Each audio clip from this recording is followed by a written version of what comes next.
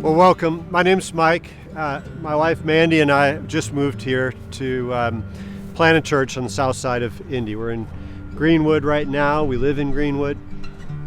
And just want to say a few words of introduction. Why are we planting a church?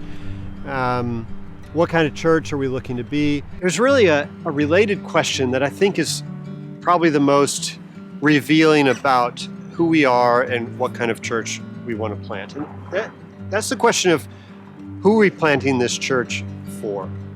And there are really three groups of people that I think about all the time when thinking about planting a church.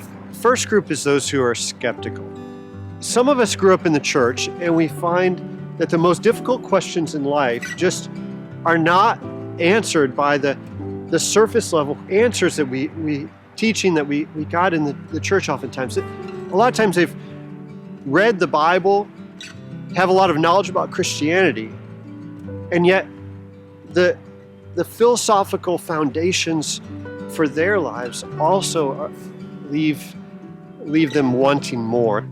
The second group of people is those who are hungry to continue to grow and to learn in their faith. And I don't know why this is exactly, but the consistent thing that most people who have been involved with a church plant will say is that it's the greatest time of spiritual growth they ever experienced in life.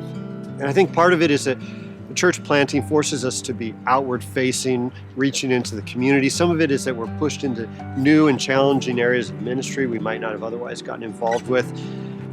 The third thing gets to the character of the church as much as who we're inviting.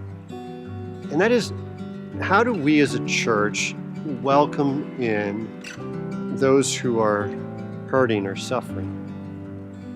It's a question of, are we truly Christ-like in our character? Whether somebody who's hurting can come in and find a sense of community, find a compassionate place.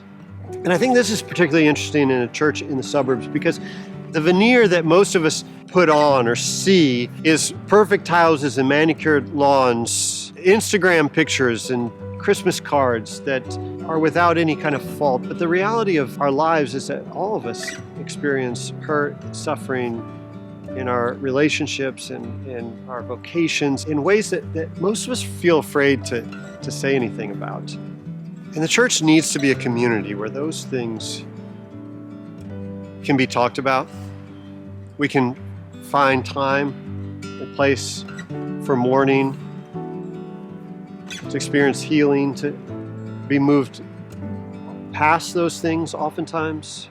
So if any of this is striking a chord, over the next few months, we'll be putting more information out there, inviting you to people over to homes and gatherings. And we'd love for you to be a part of that.